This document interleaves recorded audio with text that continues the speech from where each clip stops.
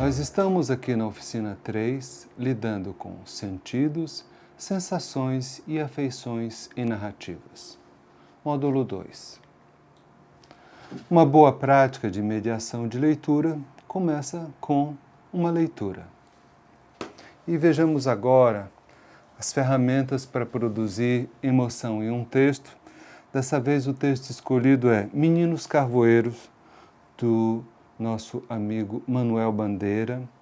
Está publicado em Ritmo Dissoluto, é um poema que ele compôs em 1921. Faz, portanto, 100 anos que esse poema foi composto. E a gente vai ver se ele ainda tem validade nesse país. Meninos Carvoeiros. Os meninos carvoeiros passam a caminho da cidade. E carvoeiro. E vão tocando os animais com um relho enorme. Os burros são magrinhos e velhos. Cada um leva 6 sacos de carvão de lenha. A aniagem é toda remendada. Os carvões caem. Pela boca da noite vem uma velhinha que os recolhe, dobrando-se com um gemido. E carvoeiro. Só mesmo estas crianças raquíticas vão bem com estes burrinhos descadeirados. A madrugada ingênua parece feita para eles. Pequenina, ingênua miséria. Adoráveis carvoeirinhos que trabalhais como se brincasseis. E carvoeiro. Quando voltam, vêm mordendo um pão encarvoado. Encarapitados nas alimárias, apostando corrida, dançando, bamboleando nas cangalhas, como espantalhos desamparados. Então, esse é o poema Meninos Carvoeiros, do Manuel Bandeira. Então, a gente vai olhar com as ferramentas que nós temos trabalhado aqui no curso, como é que se constrói a emoção nesse poema. É um poema que é uma história, ele traz uma história e por isso que ele foi trazido nesse contexto.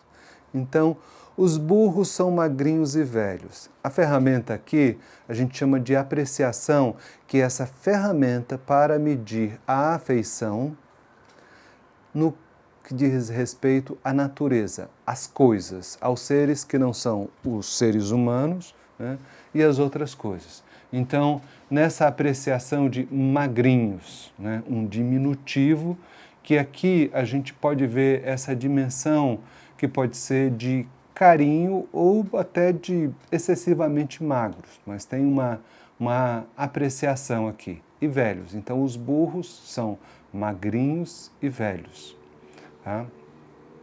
A outra coisa é uma apreciação que diz respeito aos sacos, né?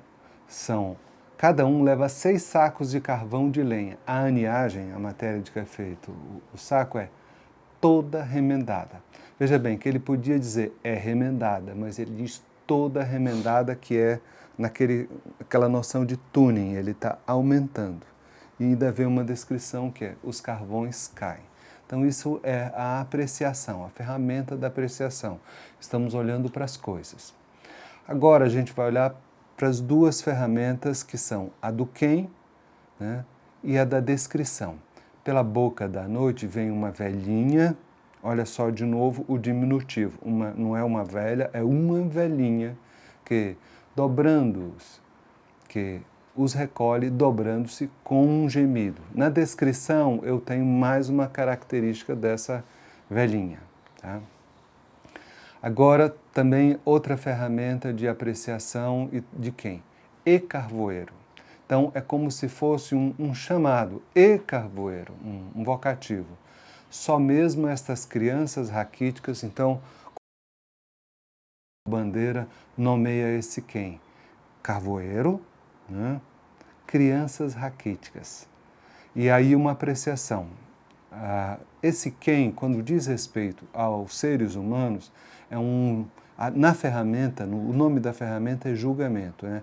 Só mesmo estas crianças raquíticas. Aqui não é um julgamento no sentido criminal, é no sentido de considerar qual é a situação delas. Elas são raquíticas, né? Então, só mesmo essas crianças raquíticas vão bem com esses burrinhos descadeirados. Quando se trata de coisas, a ferramenta é a apreciação e não o julgamento. A madrugada ingênua parece feita para eles. Veja, não é uma propriedade do passar do tempo, do dia, da noite, ser ingênuo ou não ingênuo, mas o Manuel Bandeira, né, acredita que essa madrugada é ingênua. Então ele passa, digamos assim, a qualidade é dos meninos carvoeiros serem ingênuos, eles passam de madrugada e ele junta essas duas coisas, dizendo assim, a madrugada ingênua, né? A madrugada ingênua parece feita para eles, pequenina, ingênua miséria. Então, assim, a miséria não é... A miséria é uma coisa, então isso aqui seria uma apreciação. Não é uma qualidade da miséria ser ingênua, talvez até pequenina. A miséria pode ser pequenina, mas não ingênua. Então, quem é ingênuo? São os meninos. Então, meninos são ingênuos, né? A miséria fica sendo ingênua por essa fusão que o poeta faz dessas duas qualidades que está um num ser animado, seres humanos, e o que está no tempo, no passar do tempo. E segue também o julgamento e mais uma descrição. Adoráveis carvoeirinhos. Veja, os carvoeiros agora já são carvoeirinhos, ele aplica o diminutivo, então trazendo a afeição. E eles são adoráveis, então na pequenez ou na miséria deles não há nada de desprezível. Então o julgamento aqui é trazendo uma afeição positiva, né, esse julgamento. Que trabalhais como brincasseis, faz a comparação, né, deles, né, como se eles estivessem tendo um prazer com esse ato de trabalhar. E de novo o julgamento, e carvoeiro, chamando os meninos como...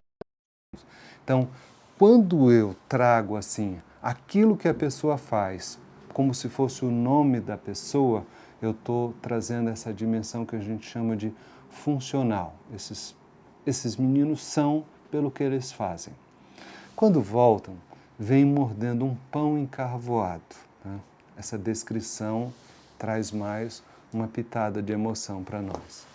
Agora, olha só, encarapitados nas alimárias, né, trepados, subidos nas alimárias, apostando corrida, dançando, bamboleando nas cangalhas, como espantalhos desamparados. Então tem uma descrição e tem um julgamento. O julgamento é espantalhos desamparados, que são essas crianças, né? Mas a descrição é de uma alegria, tá? Encarapitados nas alimárias, apostando corrida, dançando, bamboleando nas cangalhas.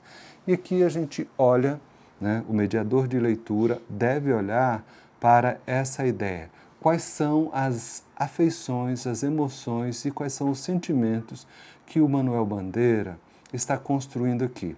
Esse poema não nos interessa como sendo uma descrição sociológica de uma condição de trabalhadores assim assado.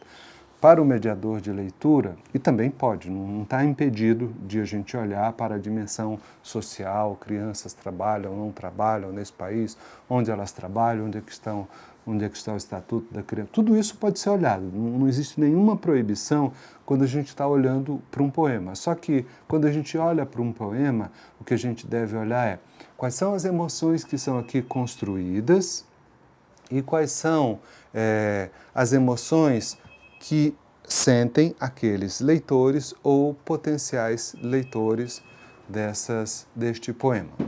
Como é que é essa configuração das emoções em Meninos Carvoeiros? Então a gente olha para o quem e no quem a gente olha para o julgamento. Um julgamento não é alguma coisa que vai pode ir para a criminalidade, né?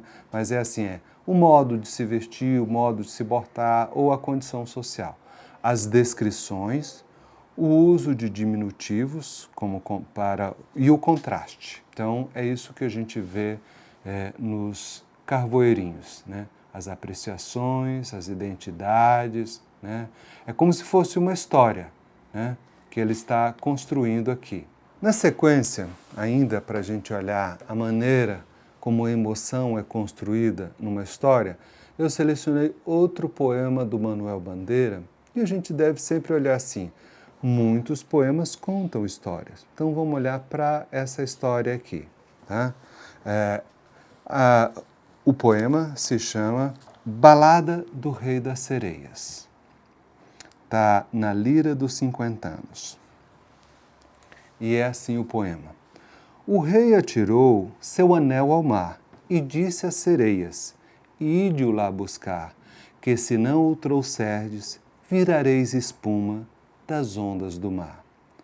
Foram as sereias, não tardou voltaram, com o perdido anel, maldito capricho de rei tão cruel. O rei atirou grãos de arroz ao mar e disse às sereias, ide-os lá buscar, que se não o trouxerdes, virareis espuma das ondas do mar.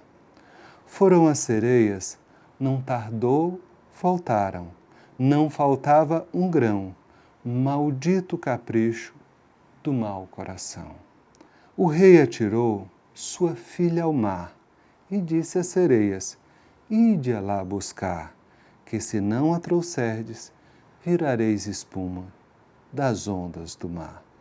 Foram as sereias, quem as viu voltar, não voltaram nunca, viraram espuma das ondas do mar. Então, essa é a Balada das Sereias, que ele escreveu em 25 de março de 1943. Vamos olhar as emoções construídas aqui e como é que ele faz e como é que a gente aprende a examinar as emoções. Então, a história tem uma graduação do bem até a pessoa. Então, eu vou de anel, um bem material, né? Grãos de arroz, que tem um valor pela vida, mas veja a diferença, um anel é único. Grãos de arroz podem ser centenas, milhares. E a filha do rei. Então, essa é a gradação. Anel, grãos de arroz, filha do rei. A história tem uma gradação das ameaças. Virareis espumas das ondas do mar, tá? Virareis espumas das ondas do mar, virareis espumas das ondas do mar. Então, mas aí, por que é uma gradação? Ao anel, um bem único, ao arroz, que é um bem comestível, vamos olhar para o arroz desse jeito, né? E o julgamento do rei, né? Vem assim, maldito capricho de um rei tão cruel, seguido de maldito capricho de mau coração, e no terceiro não tem um julgamento do rei, maldito isso ou maldito daquilo. Mas vem com uma resolução, uma solução que é, não voltaram nunca, viraram espuma das ondas do mar. Então, recompondo o poema. Um movimento que o mediador de leitura pode fazer é, principalmente quando se trata de um poema ou de uma pequena história, ele deve olhar mais de uma vez, o mediador de leitura deve ler mais de uma vez. Então, como que se chama o poema? Balada do Rei das Sereias, de Manuel Bandeira. O rei atirou seu anel ao mar e disse às sereias, ide-o lá buscar, que se não o trouxerdes, virareis espuma das ondas do mar. Foram as sereias, não tardou voltaram, com o perdido anel, maldito capricho de rei tão cruel. O rei atirou grãos de arroz ao mar e disse às sereias, ide-os lá buscar, que se não o trouxerdes, virareis espuma das ondas do mar. Foram as sereias, não tardou voltaram, não faltava um grão, maldito capricho de mau coração. O rei atirou sua filha ao mar e disse às sereias, ide-a lá buscar, que se não a trouxerdes, virareis espuma das ondas do mar. Então nós vimos como nesse poema as afeições são construídas por essa gradação dos desafios que o rei faz, do julgamento que se faz sobre o rei e do castigo que o rei sofre, que é não voltaram nunca, viraram espuma das ondas do mar. Continuamos nesse nosso trabalho de olhar para as emoções e agora a gente vai ver uma história que se chama O Passarinho, é uma história de autoria da Marina Colasanti e ela está publicada no livro Um Espinho de Marfim. Então a história chama O Passarinho. Começou dizendo que tinha um passarinho na cabeça. Queixava-se. O passarinho batia asas, a cabeça doía. Ninguém lhe deu atenção. Parou até de se queixar. Gemia, conversava com o passarinho que a habitava. Morreu sufocada, o nariz entupido de alpiste. Então, como é que o mediador de leitura pode lidar? É uma história muito breve, que condensa muita emoção e que está nesse território do fantástico, né? Como é que a gente olha para isso, né? Começou dizendo que tinha um passarinho na cabeça, queixava-se. Então, tem um quem que eu não sei quem é, veja, que começa com a ação. Começou dizendo, eu não sei quem dizia, né? Eu só saberei quem é esse quem que dizia, porque lá na frente tem um artigo definido no feminino, a habitava, e depois tem um adjetivo sufocada. Então, eu sei que esse quem é um ser humano feminino, tá? Há um outro quem aqui que é um ninguém. Essa história, ela não começa com um cenário, ela não tem uma orientação. Essa história começa com a complicação, que é esse problema. Começou dizendo que tinha um passarinho na cabeça, né? Qual é a solução que ela tem com esse problema que ela apresentou, dizendo que tinha um passarinho na cabeça? A solução é ela queixar-se. Então, o queixar-se é um ato de denunciar uma situação e, ao mesmo tempo, pedir uma ajuda, um auxílio. Então, por isso ela queixava-se, né? E aí vem uma resposta a esse queixava-se. Ninguém lhe deu atenção. Veja que de uma solução que uma pessoa apresenta, pode vir um problema. Ninguém lhe deu atenção, né? E vem, então, a solução derradeira, né, desse problema. Parou de se queixar. Então, se ninguém lhe deu atenção, ela parou de se queixar. E aí ela conversava com o passarinho. Então passou a ser o habitual dela aceitar a situação, ter um passarinho na cabeça. Então, assim, nessa história fica sendo regular. E aí vem a solução que é: morreu sufocada, o nariz entupido de alpiste, tá? Então, assim, como é que a gente olha para essa situação? Digamos assim, você termina a leitura e pode ser que as pessoas simplesmente se espantem, digamos assim. Então, há um evento notável. Isso tem uma semelhança daquilo que a gente viu das anedotas, que é assim, né? O que fazer? Mas aqui, nitidamente, a gente tem uma sobreposição. O que é a sobreposição? Há algo que está no universo das coisas congruentes, como lá na Alice, assim, é uma menina que está sentada no colo da irmã e vê um livro. E algo que é congruente, viu uma toca de coelho de um tamanho maior que o regular. Até aí está congruente. Então, ela entra naquela toca e, de repente, aquela toca começa a cair. Até aí a gente pode pensar que é congruente, mas, de repente, o tempo muda, né? E ela cai como se fosse em câmera lenta. Então, assim, como é nesse conto da Marina Colasanti? Haver um passarinho. E aí, é verdade que é um passarinho ou não é verdade que é um passarinho? Porque a reclamação, a queixa é: há um passarinho na cabeça. Então, a ideia, por que ninguém dá ouvidos? É uma negação, porque isso é um absurdo. E aí tem uma resolução. E a resolução, ela volta para o congruente. Morreu. Morreu é do universo das coisas que a gente diz real. Morreu sufocada por alpiste, tá? Então, é essa a ideia da literatura. Então, a literatura, ela não está aqui para lidar com uma dimensão, para fazer um tratado sociológico, para dar uma notícia policial, para dar uma notícia romântica. A literatura, ela nos traz essa dimensão que é do espanto, que alguns dizem o fantástico, o sobrenatural, ou o que quer que seja. Mas, assim, esse o propósito. A literatura não vem para trazer uma verdade congruente para esse mundo, ela vem para, de preferência, nos espantar. Se ela faz isso, tanto melhor, e isso ficará sendo literatura.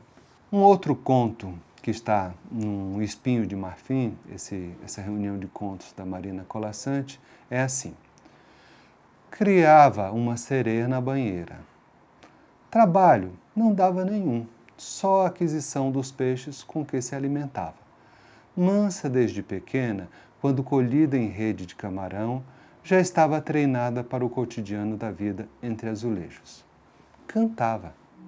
Melopeias a princípio, que aos poucos, por influência do rádio que ele ouvia na sala, foi trocando por músicas de Roberto Carlos. Baixinho, porém, para não incomodar os vizinhos. Assim se ocupava, e com os cabelos, agora pálido ouro, que trançava e destrançava sem fim. Sempre achei que sereia era loura, dissera ele um dia trazendo tinta e água oxigenada. E ela, sem sequer despedir-se dos negros cachos no reflexo da água da banheira, começara, dócil, a passar o pincel. Só uma vez, nos anos todos em que viveram juntos, ele a levou até a praia. De carro, as escamas da cauda escondidas debaixo de uma manta. No pescoço, a coleira que havia comprado para prevenir um recrudescer do instinto. Baixou um pouco o vidro, que entrasse ar de maresia, mas ela nem tentou fugir. Ligou o rádio e ficou olhando as ondas enquanto flocos de espuma caíam dos seus olhos. O conto se chama De Água Nem Tão Doce, de Marina Colasanti, e está no livro Um Espinho de Marfim. Então, como é que a gente olha para essa narrativa? A gente lê, ela é muito breve, né? Pode ser lida em poucos minutos. Então, como é que a gente olha para isso? A gente está diante do maravilhoso na literatura. Como é que é configurado o maravilhoso na literatura? Com essa sobreposição entre o que é congruente e o que não é congruente. Se a gente quiser, como se fosse um gradiente em que de um lado tem aquilo que é mais humano, mais próximo do humano, e aquilo do outro lado que é menos próximo do humano. Quando eu digo que é menos próximo do humano, por exemplo, o Super-Homem ou a Mulher Maravilha, eles estão menos próximos do humano, elas estão mais distantes desse gradiente, né? Na Alice no País das Maravilhas, a menina chamada Alice, ela está mais próximo do humano. O coelho está menos próximo do humano, tá? E assim por diante. A rainha de copas já está bem menos próxima do humano, tá? Então, a lebre, é isso que a gente vai olhando numa narrativa quando a gente está diante do maravilhoso, tá? E aí, o melhor desse conto é jogar entre o congruente e o não congruente para chegar à emoção. E onde está a emoção nesse conto? Criava uma sereia na banheira. Trabalho não dava nenhum. Então, o quem é uma sereia, tá? E aqui eu já começo no universo do não congruente, do não humano, ok? Então, tá aqui. Opa! E é interessante a gente olhar para o seguinte fenômeno: como é o contrato entre o leitor, o livro e o autor. Se eu estou diante de uma narrativa fantástica, ninguém espera uma notícia de jornal. Criava uma sereia na banheira, todos, autor, livro e leitor, já estão suspensos. Eu já estou morando num outro mundo. Trabalho não dava nenhum, veja só, aí já volta para o congruente, porque são os humanos que precisam trabalhar. Só a aquisição dos peixes com que se alimentava, isso parece muito congruente. Mansa desde pequena, quando colhida em rede de camarão, percebe? Está negociando com o congruente. Já estava treinada para o cotidiano da vida entre azulejos, tá? Então, vai flertando com o congruente. Cantava. Melopeias a princípio. É interessante trazer a palavra melopeia, que é uma palavra do grego, né? A orientação é aqui, ela cantava. Então, melopeia que trouxe para o português a palavra melodia, então seriam versos, né? Então, essa sereia, né? A Marina Colasanti brinca com a mitologia, trazendo talvez as sereias do Ulisses para nós, né? Melopeias a princípio, que é aos poucos, né? Então, digamos, se eu trouxe uma sereia grega do Ulisses, da Odisseia, parece que eu estou no terreno do mito.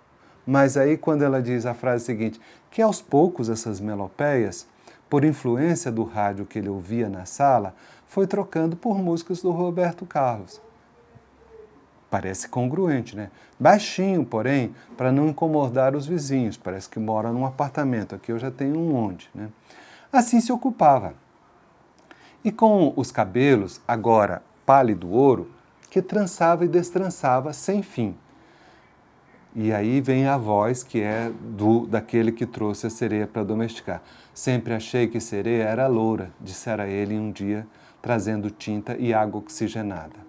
E ela, sem sequer despedir-se dos negros cachos no reflexo da água da banheira, começara dócil a passar. Então isso aqui parece o universo do congruente.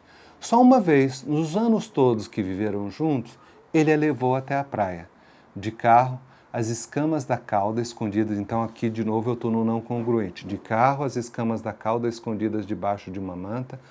No pescoço, a coleira que havia comprado para prevenir um recrudescer do instinto. Então, comparando ela com um animal doméstico.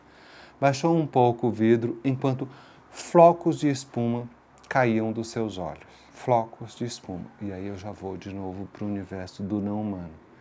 Flocos de espuma. Mas ela nem tentou fugir. Ligou o rádio e ficou olhando as ondas enquanto flocos de espuma caíam dos seus olhos. Então, nós estivemos aqui nessa oficina lidando na maneira como a emoção, as sensações e o sentimento, elas são construídas numa narrativa ou num poema. As ferramentas principais são a afeição, o julgamento, a apreciação. Este é o curso de formação de mediadores de leitura.